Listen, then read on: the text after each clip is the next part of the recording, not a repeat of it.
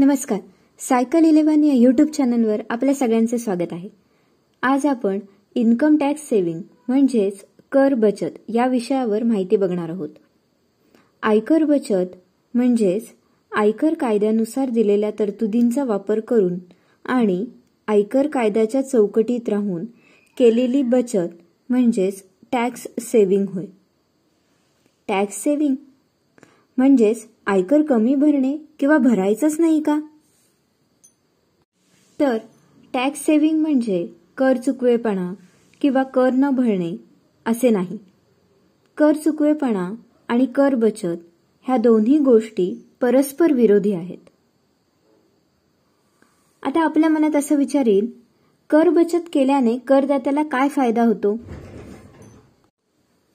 तर कर बचतमुळे करदात्याला आयकर कायद्याच्या चौकटीत राहून कुठलाही नियम न मोडता आयकर म्हणजेच इन्कम टॅक्स कमी भरायला येतो आणि तो कमी करता येतो.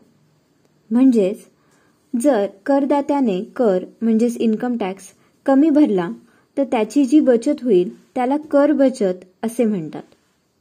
उदाहरणार्थ, करदात्याने जर नवीन पद्धतीनुसार त्याचा टॅक्स कॅल्क्युलेट केला आणि त्यानुसार त्याला 50,000 टॅक्स भरायला येत असेल आणि जुन्या पद्धतीनुसार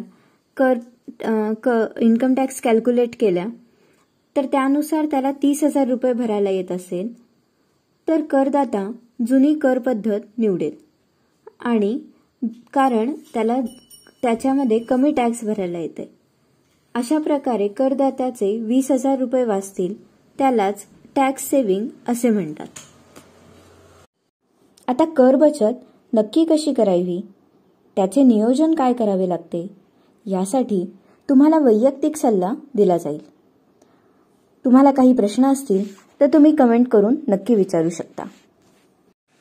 तुम्हाला हा व्हिडिओ आवडला असेल तर व्हिडिओला लाईक करा आणि जास्तीत जास्त लोकांपर्यंत शेअर करा आणि चॅनलला सबस्क्राईब करायला विसरू नका.